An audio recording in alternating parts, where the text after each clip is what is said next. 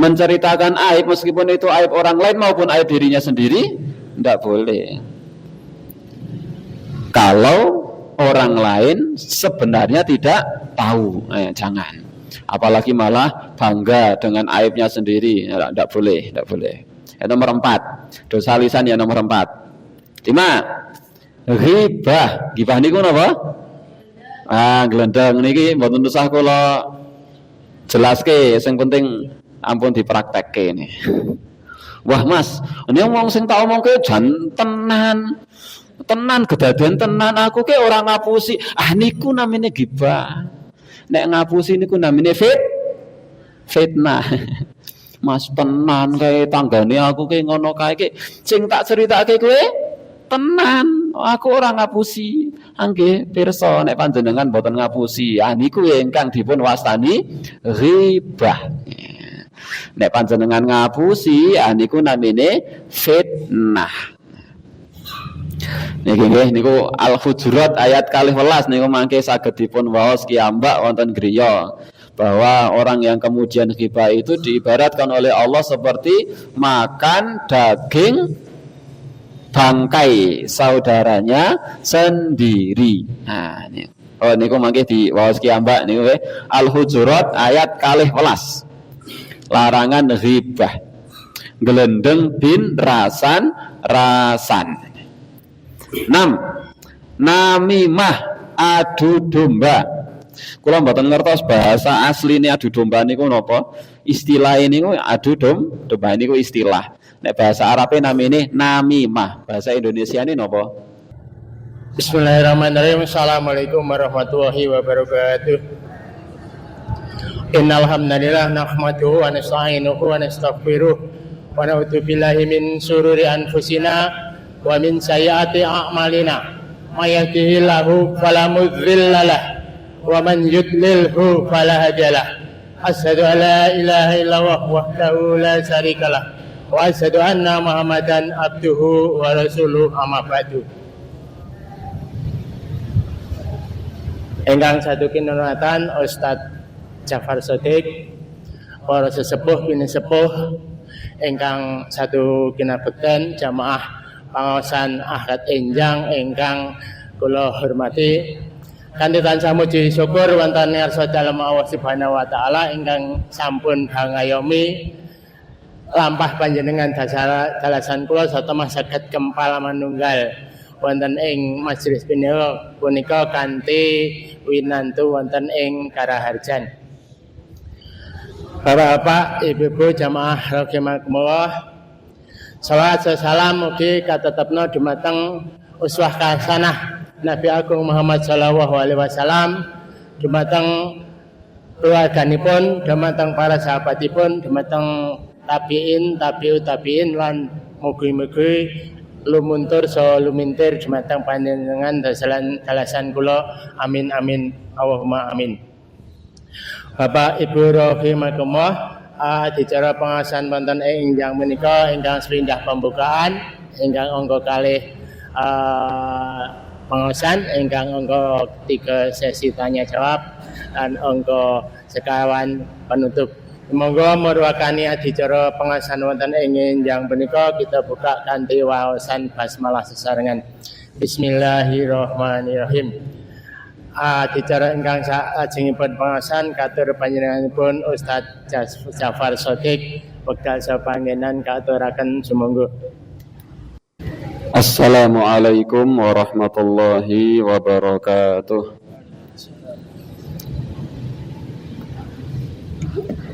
Alhamdulillahi rabbil alamin, alhamdulillahi ala ihsanih wa syukru lahu ala taufiqihi wa amtinanih.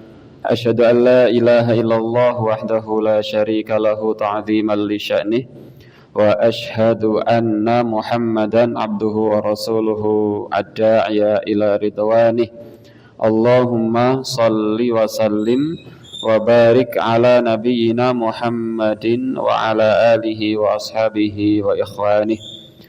Qala Allah ta'ala fi kitabihil karim, ya ayyuhalladzina amanu taqullaha haqqa tuqatih wa la tamutunna illa wa antum muslimun. Rabbi shrah li sadri wa yassir li amri wahlul 'uqdatam min lisani yafqahu qawli. Allahumma 'allimna ma yanfa'una wanfa'na bima 'allamtana wa zidna ilma. Amma ba'd, ikhwani fillah rahimani wa rahimakumullah. Bapak Ibu yang semoga senantiasa dirahmati oleh Allah Subhanahu wa taala. Puji dan syukur senantiasa kita panjatkan kehadirat Allah Subhanahu wa taala atas segala limpahan nikmat yang Allah Subhanahu wa taala telah berikan kepada kita semua. Pagi hari ini kita bisa berkumpul, bermuwajahah di tempat ini untuk thalabul ilmi. Semoga kita mendapatkan ilmu yang bermanfaat. Rasul sallallahu alaihi wasallam bersabda, "Majtama'a qaumun fi baitin min buyutillahi." Tidaklah ada satu kaum yang kaum itu mau berkumpul di salah satu rumah di antara rumah-rumah Allah Subhanahu wa taala. Tidaklah ada satu kaum yang mau berkumpul di dalam masjid, yatsluna kitaballah, yang di dalam masjid itu dia membaca ayat-ayat Allah, wa yatadarasunahu bainahum, dia kemudian mempelajari ayat-ayat Allah Subhanahu wa taala. Illa nazalat alaihimus sakinah, melainkan akan turun ketenangan pada diri mereka. Wa ghasyiyathumur rahmah, akan diliputi oleh rahmat, akan senantiasa mendapatkan rahmat. Wa haffathumul malaikah, malaikat akan menaungi mereka. Wa dzakarahumullahu fi man indah, dan Allah Subhanahu wa taala akan memuji mereka di hadapan para makhluk yang ada di sisi Allah Subhanahu wa taala. Maka orang-orang yang mau berkumpul di salah satu rumah di antara rumah-rumah Allah Subhanahu wa taala, berkumpulnya mereka di rumah-rumah Allah dalam rangka untuk mengkaji ayat-ayat Allah, maka orang-orang seperti itu, kata Nabi Muhammad sallallahu alaihi wasallam, akan mendapatkan ketenangan. Yang kedua, akan mendapatkan rahmat. Yang ketiga, akan dinaungi oleh para malaikat. Yang keempat, Allah akan memuji mereka di hadapan para makhluk yang ada di sisi Allah Subhanahu wa taala. Maka hadirnya kita di sini, kita luruskan niat untuk thalabul ilmi, untuk mempelajari ayat-ayat Allah Subhanahu wa taala supaya kita mendapatkan sakinah, tenang, supaya kita mendapatkan rahmat, supaya kita dinaungi oleh para malaikat, dan supaya kita dipuji oleh Allah Subhanahu wa taala di hadapan para makhluk yang ada di langit, yang ada di sisi Allah Subhanahu wa taala.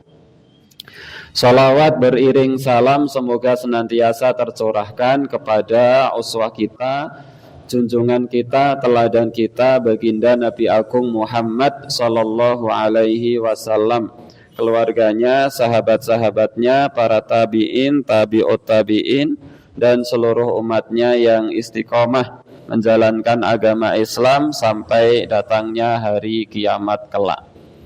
Ikhwani fillah, Bapak Ibu yang semoga senantiasa dirahmati oleh Allah Subhanahu wa taala. pagi hari ini tema kita terkait dengan dosa-dosa yang mungkin sering kita lakukan. Dosa-dosa lisan. Karena kita adalah makhluk yang banyak dosa. Kula panjenengan menika piyantun ingkang dosane kathah. Katahi ngembrah-ngembrah. Di antara dosa yang sering kita lakukan, seperangan saking dosa ingkang biasane asring kula panjenengan lampahi niku dosa lisan. Dosa ingkang kula panjenengan lampahi ngagem tutuk, ngagem lisan. Nah, kula panjenengan kedah pirsa dosa-dosa ingkang biasane kula panjenengan lampahi ngagem tutuk, ngagem lisan. Kula panjenengan kedah pirsa, kita perlu tahu supaya kita bisa meninggalkan, supados kula panjenengan saged nilar. Mboten kok njur menawi kula panjenengan sampun pirsa malah nginjing dipraktekke. Ampun. Ngendikanipun pepatah, tak kenal maka tak benci. Nggih, ingkang paling terkenal iku tak kenal maka tak sayang. Sanes niku enten, tak kenal maka tak benci. Kula panjenengan saged nilar perkawis ingkang haram niku menawi kula panjenengan pirsa bilih perkawis niku perkawis ingkang haram. Kenapa? Karena banyak manusia yang melakukan dosa, kathah piyantun ingkang nglampahi dosa alasane niku amargi kiyambake mboten pirsa nek niku janjane dosa. Enten piyantun ingkang asring nglampahi dosa amargi kiyambake mboten pirsa nek niku dosa. Nek niku janjane mboten pareng. Enten piyantun ingkang menawi pas khutbah Jumat. Khutbah Jumat niku kiyambake malah dados jamaah Jumat malah ngendikan kiyambak. Niku amargi mboten pirsa nek ngendikan kiyambak pas khutbah Jumat niku mboten pareng. Niku nek khutbah Jumat, nek mboten khutbah Jumat mboten napa-napa. Nek mboten khutbah Jumat mboten napa-napa. Ini khusus khutbah Jumat mboten pareng. Pramila kula panjenengan kedah pirsa perkawis-perkawis ingkang napa niki kalebet perkawis ingkang dosa. Dosa ingkang dipun lampahi ngagem tutuk. Dosa yang dilakukan dengan lisan supaya kita bisa meninggalkan. Nah, Bapak Ibu, ikhwani fillah, rahimani wa rahimakumullah, kita lihat muqaddimah riyin. Nah, lisan adalah nikmat dari Allah. Semua yang ada pada diri kita itu adalah nikmat yang Allah Subhanahu wa taala telah berikan kepada kita. Nikmat mata, nikmat telinga, nikmat lisan, tangan, kaki, kepala, dan seluruh yang ada pada diri kita itu adalah nikmat dari Allah Subhanahu wa taala. Dan di antara nikmat yang Allah Subhanahu wa taala berikan kepada kita itu adalah nikmat lisan. Allah Subhanahu wa taala berfirman, "Alam naj'al lahu 'ainain wa lisanan wa syafatain." Bukankah kami telah menjadikan untuknya dua mata, lisan, dan dua bibir. Bukankah kami telah menjadikan untuknya dua mata, lisan, dan 2 bibir.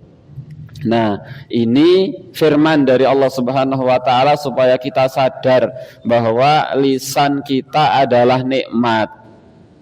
Dan supaya kita juga sadar ternyata kita itu sering melakukan kemaksiatan menggunakan nikmat yang Allah Subhanahu wa taala berikan kepada kita.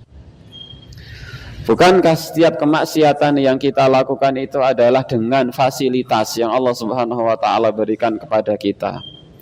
Kita dosa dengan mata, kita dosa menggunakan lisan, kita dosa menggunakan tangan, kita dosa menggunakan kaki. Hakikatnya semua dosa yang kita lakukan itu seluruhnya itu senantiasa menggunakan nikmat yang Allah Subhanahu wa taala berikan kepada kita. Misalnya kok kula panjenengan dipun tantang, misale kula panjenengan dipun tantang, ono arek maksiat luweh ning ana syarate. Napa syarate? Jangan menggunakan fasilitas dari Allah. Saged mboten? Arek maksiat luweh ping bola bali monggo ning syarate jangan menggunakan fasilitas dari Allah. Pripun? Wong tangan ini fasilitas dari Allah, mata ini fasilitas dari Allah, telinga ini fasilitas dari Allah, kaki itu fasilitas dari Allah, lisan itu juga fasilitas dari Allah.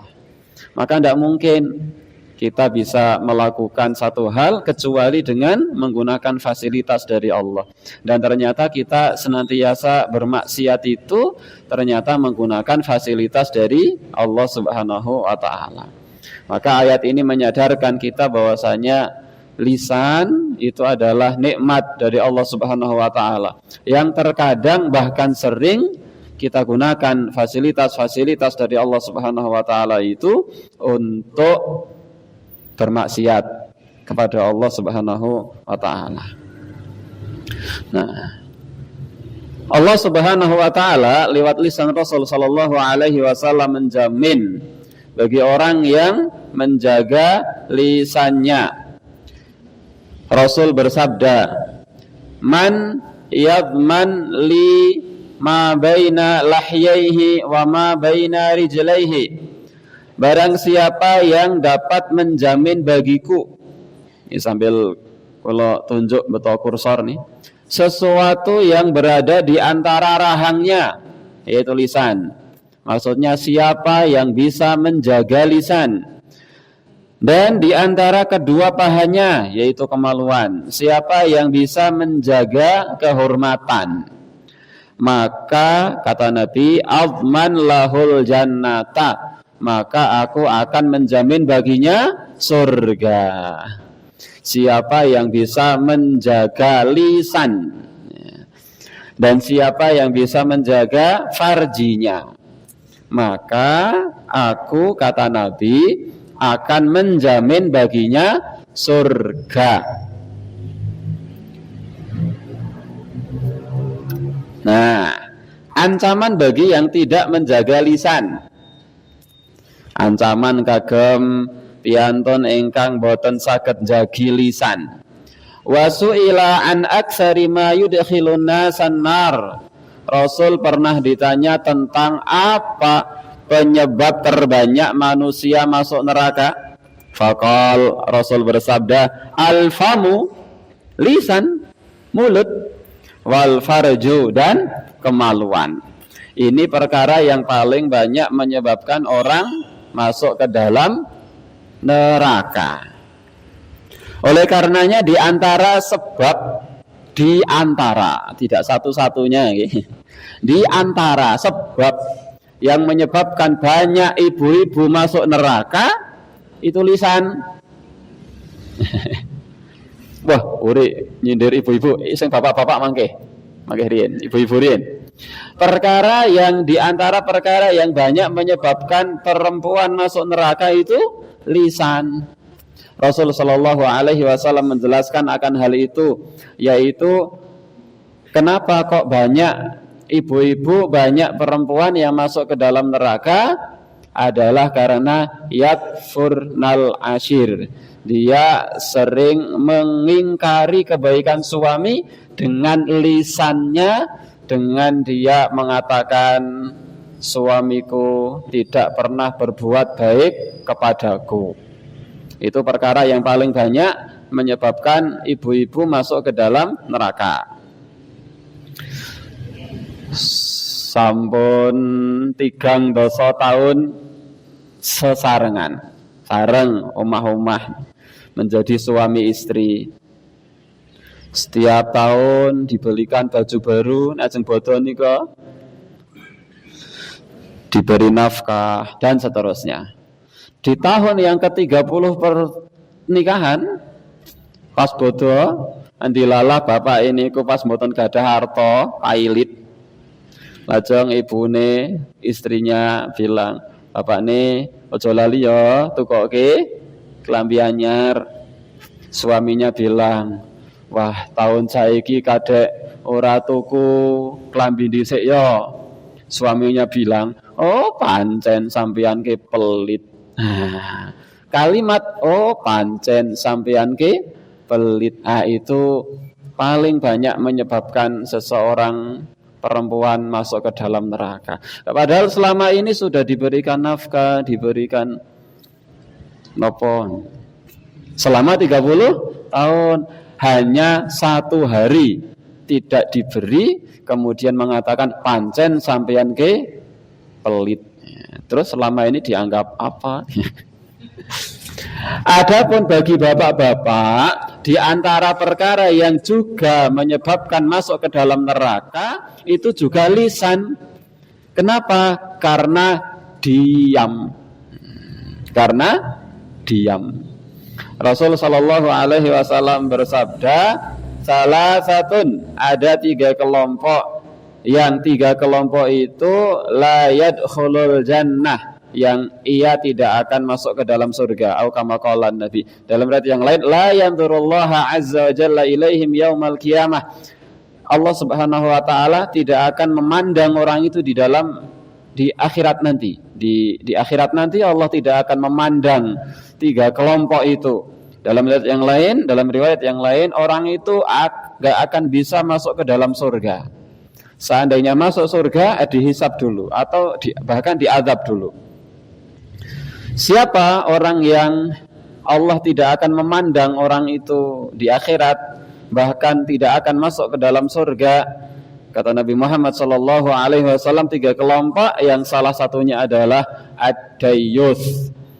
Dayyus, yaitu suami yang lisannya diam ketika melihat anggota keluarganya melakukan perbuatan kemaksiatan.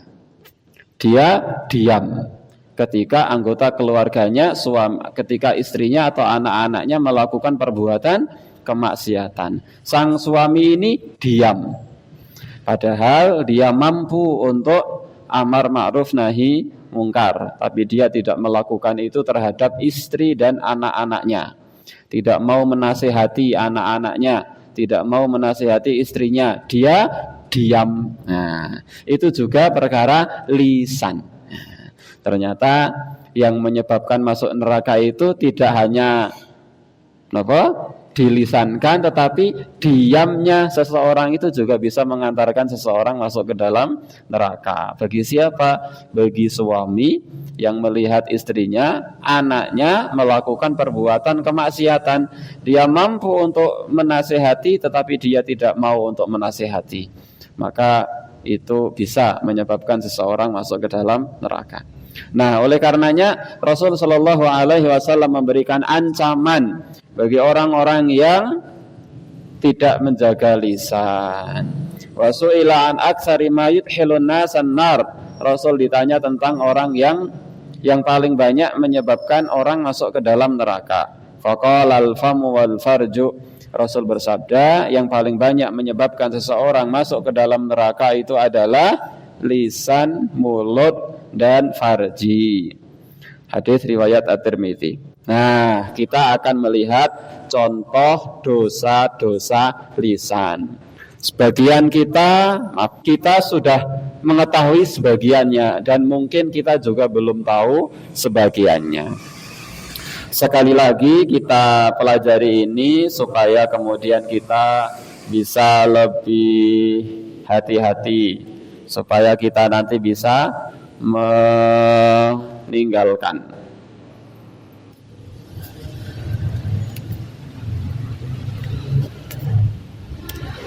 Satu, berdusta atas nama Nabi. Berdusta atas nama Nabi. Rasul sallallahu alaihi wasallam bersabda, "Man kadzaba alayya muta'ammidan falyatabawwa maq'adahu minan nar."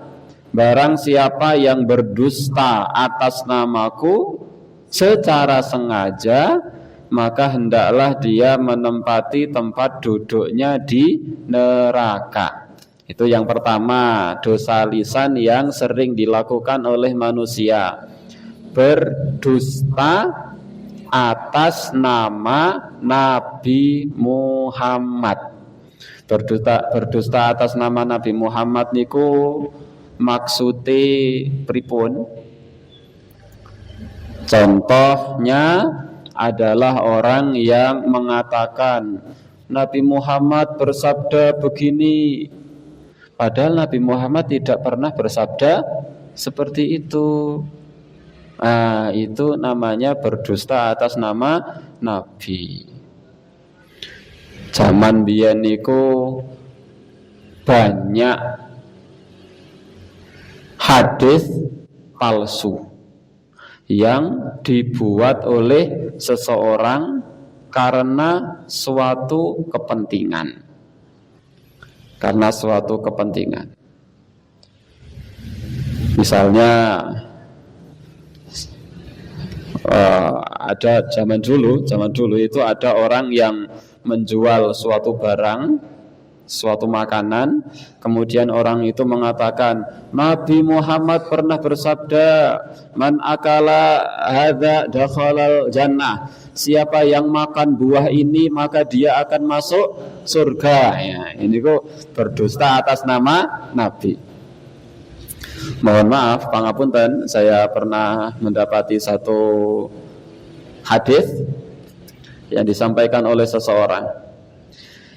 Siapa yang minum kopi, kata Nabi, siapa yang minum kopi maka dia akan masuk surga. Siapa yang di mulutnya masih ada sisa kopi maka dia akan dihindarkan dari neraka. Kata Nabi, padahal mboten enten hadis niku, mboten enten nggih. Maka ini namanya berdusta atas nama Nabi Muhammad sallallahu alaihi wasallam. Nah, berdusta atas nama Nabi Muhammad sallallahu alaihi wasallam itu termasuk dosa lisan.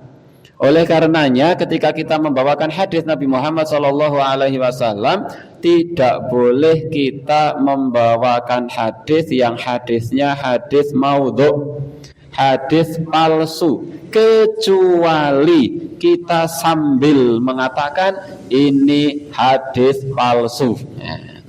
Kecuali sambil kita mengatakan ini hadis palsu.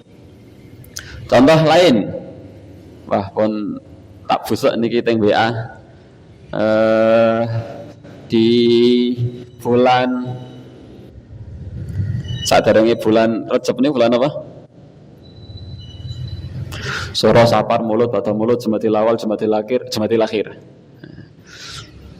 Muharram, Safar, Rabiul Awal, Muharram, Safar. Nek Arab kok angel nggih? Suro, Sapar, Mulut, Bata Mulut. Muharram, Safar, Rabiul Awal, Rabiul Akhir, Jumadil Awal, Jumadil Akhir, Rajab. Di akhir bulan Jumadil Akhir itu sering banyak WA. Bulan Rajab adalah bulan ini dan itu. Siapa yang puasa satu hari di awal bulan Rajab, maka dia akan mendapatkan keutamaan sekian haji. Siapa yang puasa 1 hari dan 2 hari pertama di bulan Rajab, dia seolah-olah beribadah sekian puluh haji. Teng bawah niku, siapa orangnya yang mengingatkan akan hal ini, maka dia akan mendapatkan pahala sekian puluh ibadah haji. Nah, padahal namun mengingatkan, namun share WA. Jangan lupa share WA ini kepada grup keluarga Anda. Nah, siapa yang siapa yang share WA ini, maka dia akan mendapatkan pahala seperti pahala sekian puluh haji. Nah, niku mboten pareng nggih. Dan di atas itu ada kalimat Rasul bersabda. Nah, niku termasuk bagian dari berdusta atas nama Nabi. Tidak boleh. Itu dosa lisan. Dosa lisan yang pertama. Yang kedua, bersumpah atas nama selain Allah. Bersumpah atas nama selain Allah.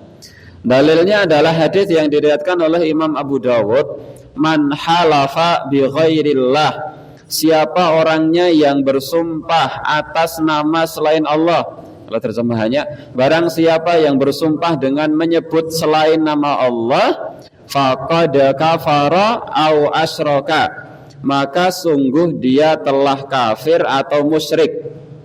Kafir di sini adalah kafir kecil, dan syirik di sini adalah syirik kecil. Nah, niki ngatos-atos nggih. Bersumpah atas nama selain Allah itu juga merupakan dosa lisan, bahkan ini dosa besar, dosanya sangat besar. Bukan hanya dosa besar, dosanya sangat besar. Padahal hanya menurut kita perkara yang ringan, bersumpah atas nama selain Allah, tapi itu dosa besar bahkan sangat besar.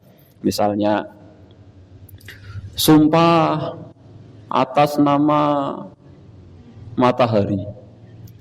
Wani sumpah, wani demi apa? Demi langit dan bumi. Nah, mboten barang. Sumpah demi apa? Riyen zaman biyen niku enten sumpah namanya sumpah pocong. Mboten barang niku dosa gede niku. Bahkan sangat besar dosanya. Bahkan bersumpah atas nama Rasulullah haram. Mboten barang. Sumpah demi Rasulullah. Wah, niku mboten pareng. Niku dosane dosa ageng. Sumpah demi apa? Demi Allah dan demi Rasulullah. Saya bersumpah, mboten pareng.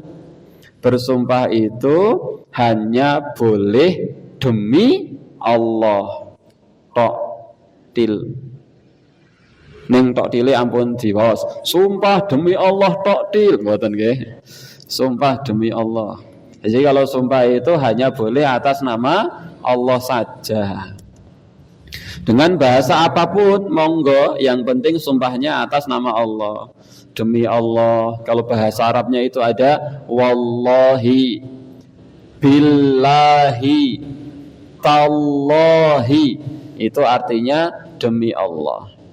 Beberapa kali kita mendapati di media sosial, okay, ketika komentar niku banyak orang yang kemudian mengatakan sumpah demi Allah dan Rasulullah niku mboten pareng. Tidak boleh bersumpah atas nama Allah. Maaf, tidak boleh bersumpah atas nama selain Allah. Yang boleh bersumpah atas nama selain Allah itu hanya Allah sendiri. Saya ulang, yang boleh bersumpah atas nama selain Allah itu hanya Allah itu saja. Kalau Allah bersumpah atas nama selain Allah, ya terserah Allah. Makanya Allah Subhanahu wa taala di dalam Al-Qur'an itu sering bersumpah atas nama makhluk. Wal fajri, demi waktu fajar, wadduha, demi waktu duha, wasyamsi, demi matahari, wal qamari, demi rembulan, wattini, demi buah tin, wazaituni, demi buah zaitun, wal asri, demi masa, demi waktu. Nah, itu Allah boleh bersumpah atas nama selain Allah kalau Allah, terserah Allah. Tetapi bagi manusia, bagi kita, tidak boleh bersumpah kecuali sumpahnya atas nama Allah saja. Bapak Ibu, bersumpah atas nama selain Allah meskipun benar, itu dosanya lebih besar daripada bersumpah atas nama Allah dan bohong.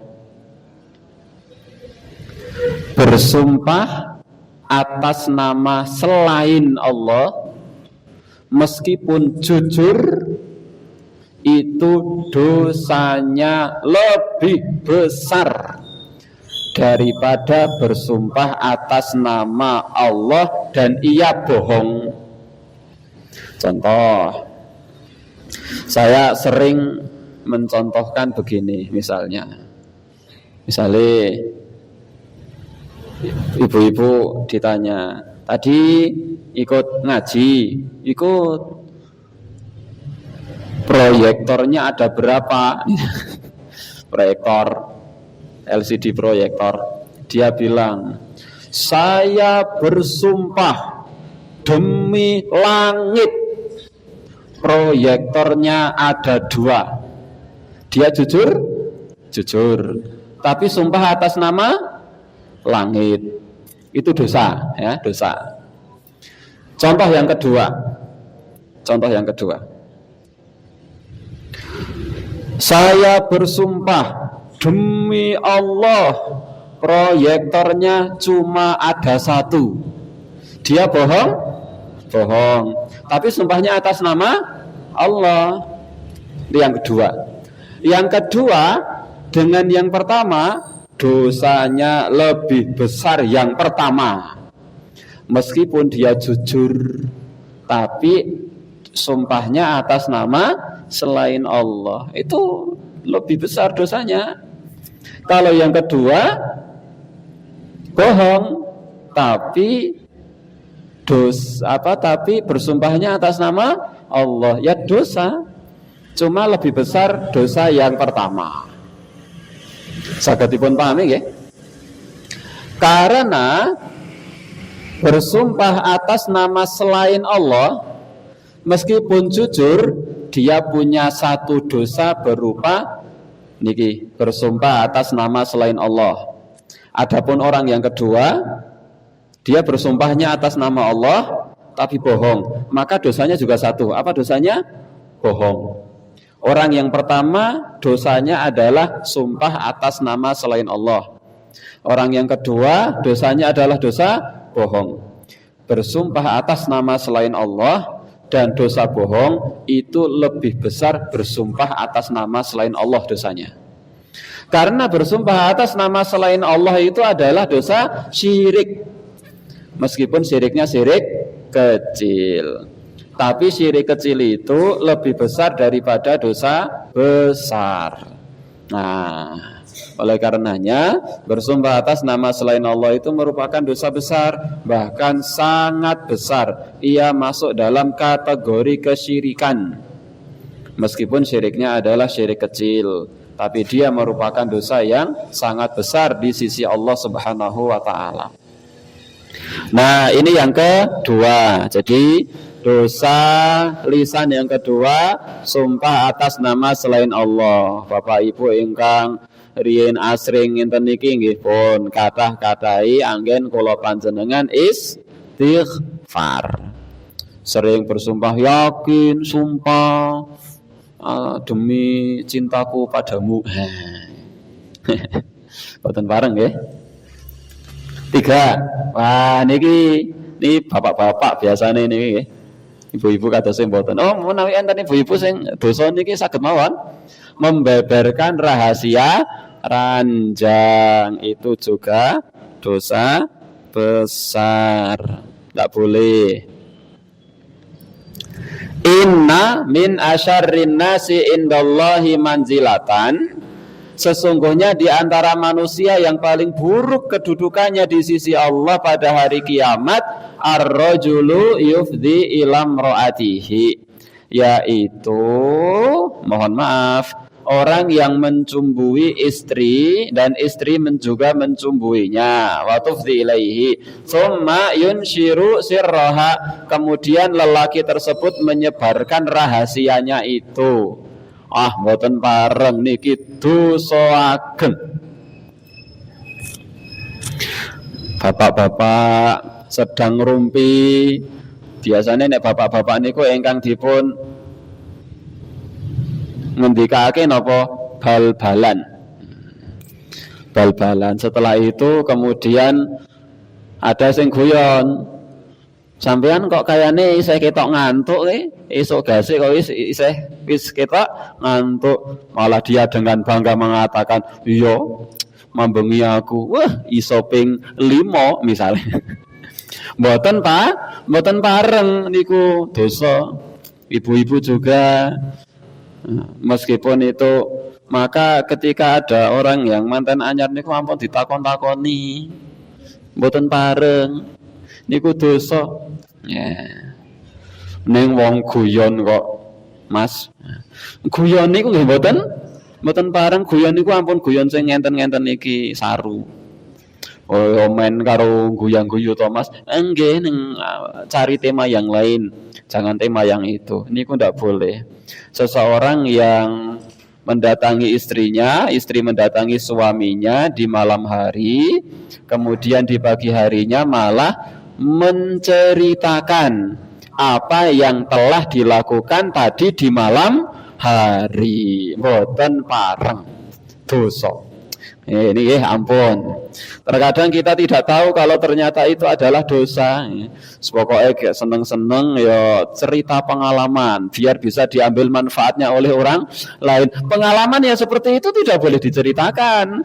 Masing-masing punya pengalaman sendiri-sendiri. Biarkan mencari pengalaman sendiri. Tidak boleh diceritakan kepada orang lain. Nah, 3. 4. Dosa lisan yang selanjutnya adalah membongkar aib sendiri setelah ditutup oleh Allah. Kita percepat. Nah, ini dosa, tidak boleh. Rasul bersabda, kullu ummati mu'afa illal mujahirin. Setiap umatku akan diampuni dosanya kecuali para mujahir. Setiap orang akan diampuni dosanya kecuali para mujahir. Sanes nama ikan ya, mujahir. Siapa? Wa inna minal mujaharati, di antara bentuk mujahir itu adalah ayya'malar rajulu billaili amalan. Seseorang yang melakukan dosa di malam hari. Tsumma yusbihu wa qad satarahullahu, di pagi hari padahal Allah Subhanahu wa taala sebenarnya sudah menutup dosa-dosanya. Fayaqulu, orang itu mengatakan, ya fulan, wahai fulan, amiltul barihata kada wa kada, tadi malam aku melakukan ini dan itu. Waqad bata yasruhu rabbuhu wa yusbihu yakshifu sitrallahi anhu. Padahal Allah Subhanahu wa taala sudah menutup aibnya, kemudian di pagi hari dia malah membuka aib dirinya sendiri. Nah, ini dosa lisan. Apa poinnya di sini? Yaitu orang yang menceritakan dosanya sendiri. Padahal sebenarnya Allah sudah tutupi dosanya. Boten pareng kok cerita dosane kiyambak. Padahal janjane piyantun sanes niku pun boten ngertos. Malah kiyambake ing cerita anjur malah wong-wong do ngerti, oh kae mbiyen kaya ngene, mbiyen kaya ngono. Padahal piyantun sanes pun sama mboten pirsa, malah kiyambake ingkang cerita kiyambak. Ndak boleh, meskipun itu kepada suaminya sendiri, meskipun itu kepada istrinya sendiri, mboten bareng. Allah Mas wong karo garwa ki lak si garing nyawa ki ya ora apa-apa nek cerita, mboten napa-napa cerita, tetapi kalau aib sendiri masa lalu yang sebenarnya istrinya nggak tahu, suaminya nggak tahu, mboten pareng diceritake. Malah kadang niku enten sing cerita kalih bangga. Mula asring maringi contoh ngenten niki, misale pas bodo niku lajeng enten tamu ingkang sowan mara silaturahim wonten bapak ibu. Niki tamune bapakne, sanes tamune ibune, tamu garwa kakung. Nah pun ngobrol, ditemui oleh istrinya juga, ngobrol macam-macam. Kemudian selesai ngobrol, kemudian tamunya pergi. Tamunya itu laki-laki sama perempuan, suami istri juga. Terus suaminya bilang kepada istrinya, bojoku, nek nyebut pripun? Sayang, Dek, napa Mas? Sampeyan ngerti apa ora kae wong wedok mau sing karo wong lanang sing mau teko kae sapa kae? Ya ora ngerti wong sampeyan ora omong, aku ya ora kenal. Kata suaminya, kae mantanku sing nomor 7. Niku mboten pareng, nggih, mboten pareng dicerita-ceritake niku ngoten niku mboten pareng. Itu namanya membongkar aib sendiri setelah ditutup oleh Allah, mboten pareng. Tidak boleh menceritakan aib diri kita sendiri. Wong dosane aku dhewe ya sak-sake tak ceritake, mboten pareng. Menceritakan aib meskipun itu aib orang lain maupun aib dirinya sendiri tidak boleh. Kalau orang lain sebenarnya tidak tahu, jangan. Apalagi malah bangga dengan aibnya sendiri, tidak boleh, tidak boleh. Yang nomor 4, dosa lisan yang nomor 4. 5, ghibah. Ghibah niku napa? Glendeng niki mboten usah kula jelaske, sing penting ampun dipraktekke ini. Wah Mas, ini wong sing tak omongke jan tenan kedaden tenan, aku ke orang ngapusi. Niku namanya ghibah. Nek ngapusi niku namanya fitnah. Mas tenan kae tanggane aku ke ngono kae ke sing tak ceritake kowe tenan. Aku orang ngapusi. Nggih pirsa nek panjenengan boten ngapusi. Niku ingkang dipun wastani ghibah. Nek panjenengan ngapusi niku namine fitnah. Niku Al-Hujurat ayat 12 niku mangke saged dipun waos kiambak wonten griya bahwa orang yang kemudian ghibah itu diibaratkan oleh Allah seperti makan daging bangkai saudaranya sendiri. Niku mangke di waos kiambak niku Al-Hujurat ayat 12. Larangan ghibah. Gelendeng bin rasan. 6. Namimah, adu domba. Kula mboten ngertos bahasa asline adu domba niku napa? Istilah niku adu domba niku istilah. Nek bahasa Arabe namine namimah, bahasa Indonesia ini napa? Adu domba niku lah istilah istilahnya adu domba. Mboten kok njur enten kalih mendo di dune mboten Adu domba niku istilah. Ada enggak enten mboten bahasa Indonesia nih? Bahasa Jawane napa? Bahasa Arabe namimah, adu domba. Rasul sallallahu alaihi wasallam bersabda, la yadkhulul jannata namam ay qattat. Tidak akan masuk surga para pelaku namimah atau qattat. Apa itu namimah atau qattat? Orang yang datang ke satu kelompok membicarakan keburukan kelompok yang lain. Datang kepada kelompok lain membicarakan keburukan kelompok yang pertama, supaya kemudian kelompok yang pertama dengan kelompok yang kedua, atau orang pertama dengan orang yang kedua ini kemudian saling bertikai, saling bertengkar, saling ada perselisihan. Itu namanya qattat atau namam, para pelaku adu domba. Nah, ternyata adu domba itu adalah di antara perkara yang bisa menyebabkan seseorang masuk ke dalam neraka, dan ini adalah dosa lisan sebagaimana dulu yang dilakukan oleh orang-orang munafik. Nah, ini sifat orang-orang munafik. 6 ya. Nah, dosa lisan yang ke-6 adu domba. Dosa lisan yang ke-7 dusta atau berbohong. Itu dosa lisan yang ke-7. Rasul bersabda, wa innal kadhiba yahdi ilal fujur wa innal fujura yahdi ilan nar. Sesungguhnya dusta itu membawa kepada keburukan, kejahatan, dan keburukan kejahatan itu akan membawa pelakunya kepada neraka. Wa innar rajula la yakdzibu wa fi riwayat Muslim wa innal abda la yataharral kadzib. Sesungguhnya seseorang itu bersungguh-sungguh berusaha untuk berdusta hatta yuktaba indallahi kadzaban, hingga ia dicatat sebagai pendusta, hingga ia ditetapkan di sisi Allah sebagai pendusta. Ini dusta. Kita akan lihat contoh-contoh dusta atau bohong. Bin goroh ngapusi.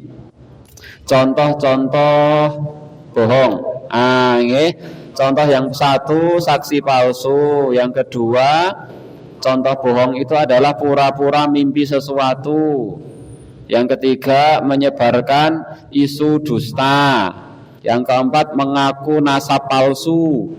Yang kelima, janji bohong. Yang keenam, najas. Yang ketujuh, sumpah palsu. Kita lihat dalilnya. Wah, pangapunten iki kecilik kula sing nyatet nih. Dusta, ya, larangan berbohong.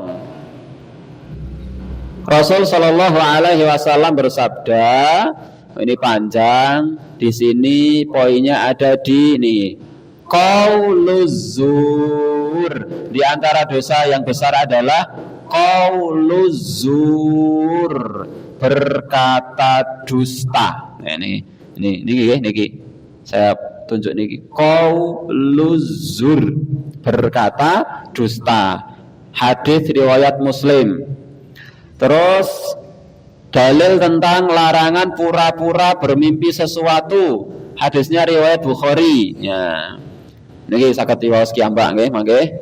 Jadi tidak boleh mengaku bermimpi padahal tidak bermimpi sesuatu itu. Niku dosa. Dosa lisan, mboten pareng. Wah, aku mambengi ngimpi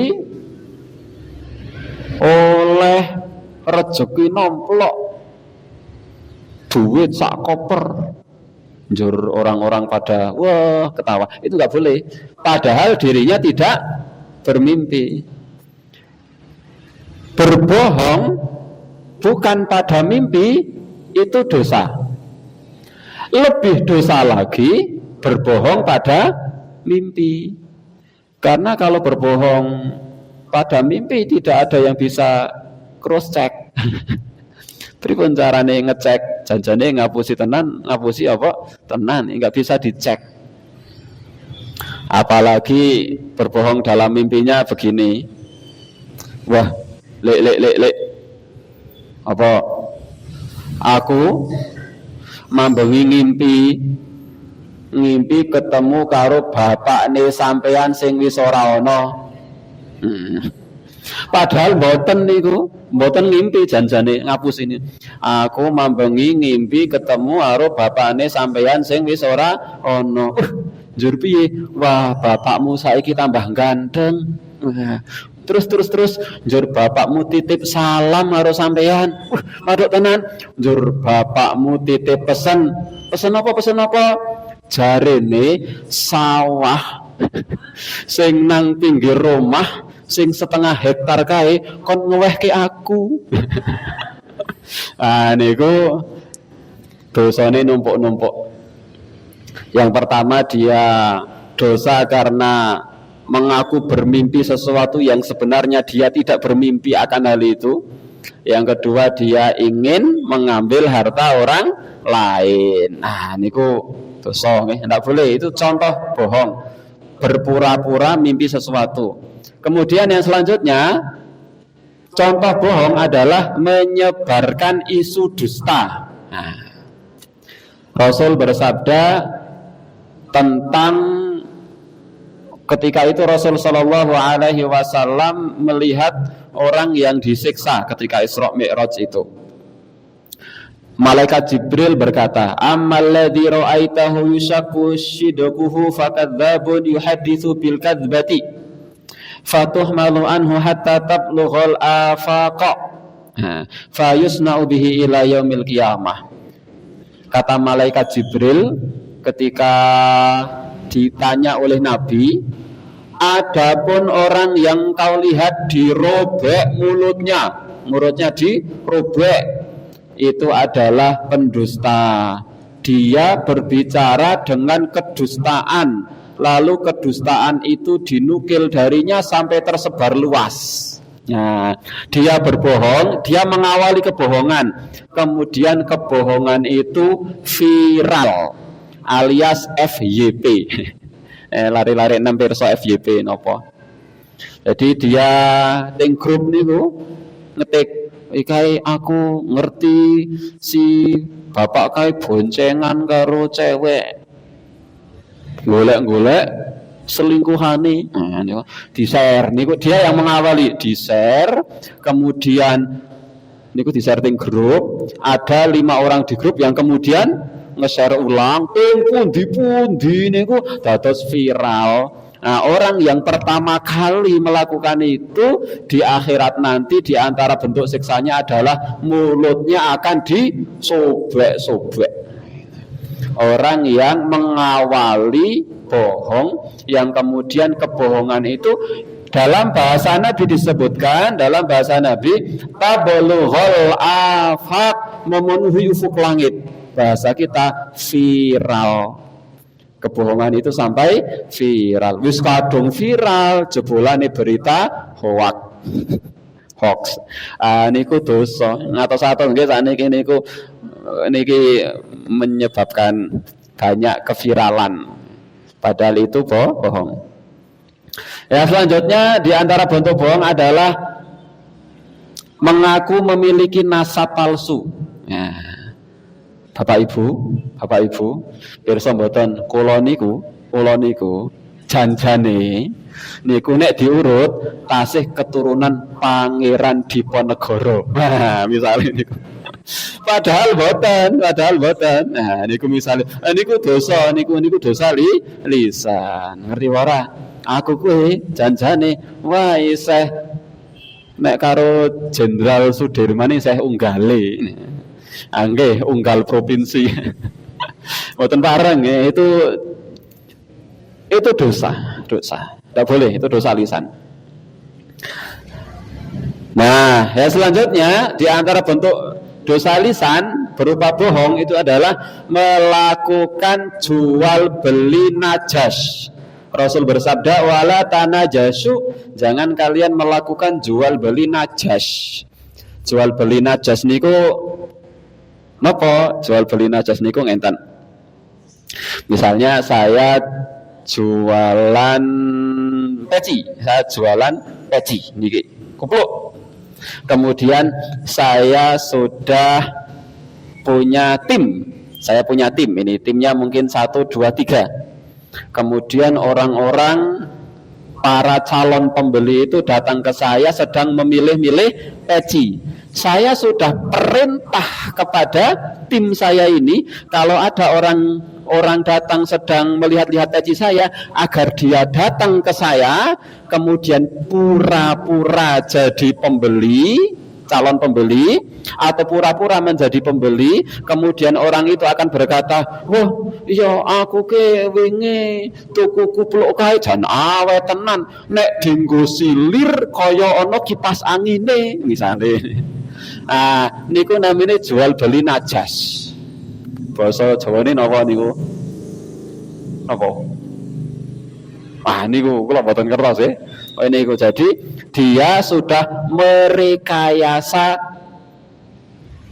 pembeli palsu yang kemudian dia berpura-pura menjadi pembeli dan dia memberikan testimoni bohong. Nah, termasuk kalau hari ini misalnya jual beli online. Jadi kita membuat akun palsu. Kemudian kita berkomentar di akun kita yang asli. Akun palsu kita itu kemudian mengomentari yang bagus-bagus terhadap produk kita. Nah, itu niku namanya jual beli apa? Najas, dan itu dosa. Dalam pandangan agama Islam itu dosa. Kecuali yang boleh itu kalau komentarnya adalah semua hal yang benar, maka boleh. Misalnya tadi, oh iya niku pancen kupluke niku warnane ireng. Nah, niku enggak apa-apa, memang kenyataannya seperti itu. Tapi kalau tidak kenyataan, maka itu namanya najas. Contoh dosa lisan yang lain adalah sumpah palsu. Tadi sudah kita jelaskan. Kalau yang pertama tadi sumpah atas nama selain Allah. Kalau yang ini adalah sumpah palsu. Kemudian yang selanjutnya adalah janji bohong. Janji bohong, tidak boleh. Oleh karenanya kalau kita berjanji itu kita usahakan untuk senantiasa mengatakan apa? Insya Allah. Kalimat insya Allah itu memang kita usahakan hadir. Bukan kalimat insya Allah itu adalah alasan supaya kita tidak datang. Sesuk ngaji ya nang Masjid Ar-Rahmah ya insya Allah niku namung alasan supaya tidak datang. Enggak, insya Allah itu adalah alasan kuat untuk datang. Alasan kuat untuk datang, kecuali kalau memang ada udzur syar'i, maka dia mengatakan insya Allah. Orang yang berjanji dengan janji yang bohong itu merupakan dosa lisan. Rasul bersabda, ayatul munafiki thalath, tanda-tanda orang munafik ada 3. Idza haddatsa kadzaba, wa idza wa'ada akhlafa, wa idza tumina khan. Apabila berjanji ingkar, itu salah satunya. Pun mawon pun maapunten pun lebih 7/4. Aku qouli hadza fa astaghfirullahal azim li wa lakum. Mohon maaf atas segala khilaf. Semoga Allah Subhanahu wa taala menghindarkan kita dari dosa-dosa lisan. Dan semoga Allah Subhanahu wa taala mengampuni setiap dosa lisan yang mungkin pernah kita lakukan. Ini ada beberapa lagi, tetapi kita cukupkan sampai di sini. Aku qouli hadza fa astaghfirullahal azim li wa lakum. Wassalamualaikum warahmatullahi wabarakatuh.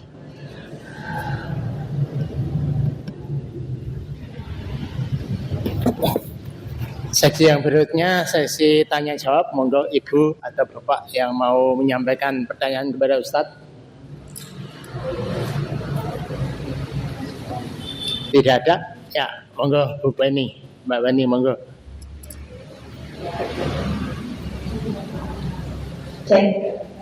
Terima kasih atas pertanyaan. Assalamualaikum warahmatullahi wabarakatuh. Ustaz, ada 2 pertanyaan dari saya. Yang pertama berkaitan dengan ghibah. Jika dalam sebuah forum ada beberapa orang, kemudian mereka melakukan ghibah gitu. Saya tidak ikutan komentar gitu misalnya, tetapi telinga saya tetap mendengar. Itu bagaimana hukumnya itu. Kemudian yang kedua berkaitan dengan transaksi najas yang kita sekarang hidup di era jual beli online, di mana ketika jual beli online itu kita selalu diminta untuk memberikan penilaian dalam bentuk minimal memberi bintang gitu ya. Ketika memberi bintang itu bagi saya ingin itu sebagai sedekah aja gitu ya, sebagai sedekah bintang gitu ya kepada sang penjual.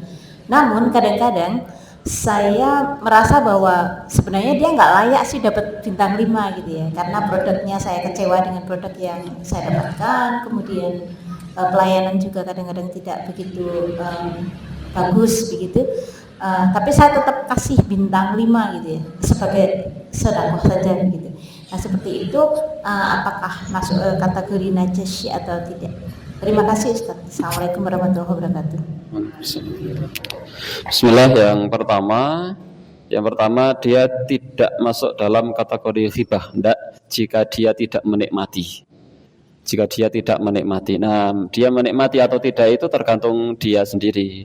Artinya menikmati itu karo mesam-mesem ngono to. Dalam hati ini ku namine menikmati. Tapi kalau kemudian ada forum, kemudian sedang ghibah, kita bukan mendengarkan, kita mendengar. Beda antara mendengarkan dan mendengar. Maka dalam bahasa Arab mendengarkan itu bahasa Arabnya adalah istima. Istama ayastami'u. Kalau mendengar sami ayasma'u. Dia tidak mendengarkan, artinya dia tidak menikmati, tapi dia hanya mendengar. Maka insya Allah tidak termasuk bagian dari ghibah. Kemudian yang kedua, dia bukan bagian dari jual beli najas. Karena jual beli najas itu memang ada rekayasa di awal. Adapun kemudian memberikan bintang 5 atau memberikan penilaian positif padahal sebenarnya tidak layak, seharusnya tidak dilakukan. Karena ia memang niat untuk sedekah, tapi di sisi lain dia telah zalim kepada calon pembeli yang lain. Dia zalim kepada calon pembeli yang lain. Maka lebih baik jika dia tidak ingin memberikan penilaian buruk, maka dia tidak usah menilai apa-apa. Ya. Kalau daripada dia kemudian memberikan nilai yang buruk, dia lebih baik tidak memberi penilaian apa-apa. Karena sependek yang kami tahu, penilaian itu sifatnya tidak harus. Hanya memang ketika kita mau memberikan penilaian ada poin ke kita ini kita. Makanya lebih baik kita tidak usah memberikan penilaian apa-apa daripada kita memberikan penilaian positif misalnya dengan bintang 5. Kita memang niatnya baik untuk penjual, tapi kita telah mendolimi banyak calon pembeli. Kita berbuat baik kepada satu orang, tapi kita berbuat buruk kepada banyak orang lain. Allah alam. Lebih baik tidak usah memberikan penilaian apa-apa. Syukran. Monggo yang lain, Bapak, Ibu. Kalau nggak ada, sebelum kita tutup ada ruang informasi yang akan disampaikan Bapak Ketua PCM. Kepada Bapak Ketua PCM, waktu dan tempat, semoga.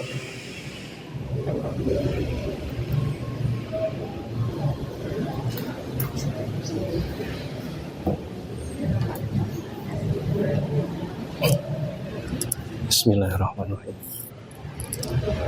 Assalamualaikum warahmatullahi wabarakatuh. Alhamdulillahirabbil alamin. Bapak-bapak dan ibu-ibu jamaah kajian Ahad pagi yang kami muliakan, izinkan kami menyampaikan kabar gembira, yaitu bahwasanya SD Muhammadiyah Alternatif Keranggan pada saat ini dalam pengembangan infrastruktur sekolah, yaitu berupa pembangunan gedung baru atau ruang kelas. Pembangunan ini adalah upaya kita untuk menjawab kebutuhan ruang kelas yang lebih layak dan memadai. Seiring dengan jumlah peserta didik di SD Muterang yang saat ini terus bertambah, pembangunan gedung baru ini harapannya bisa meningkatkan proses mutu, kualitas belajar mengajar di SD Muterang, juga harapnya bisa meningkatkan kenyamanan dalam proses belajar mengajar para guru kepada siswa-siswanya. Nah, kami berharap kepada bapak-bapak dan ibu-ibu yang tergerak untuk beramal jariah di SD Muterang supaya pembangunan ini bisa terus berjalan dengan lancar, dan pada saat ini pembangunan sudah dimulai dan sedang dalam pembuatan fondasi. Nanti kami mohon kepada bapak-bapak dan ibu-ibu doa dan dukungannya, nanti bisa menyalurkan amal jariahnya langsung kepada pihak sekolah ataupun kepala sekolah, ataupun nanti bisa transfer, nanti bisa ditanyakan kepada Ustadz Bambang Sairin. Mungkin ini informasi dan kabar gembira yang saya sampaikan. Semoga doa dan dukungan serta kebaikan bapak-bapak dan ibu-ibu jamaah sekalian dibalas oleh Allah Subhanahu wa taala dengan pahala yang berlipat ganda. Demikian, nasrun minallah wa fatun qarib wa basyiril mukminin. Wassalamualaikum warahmatullahi wabarakatuh.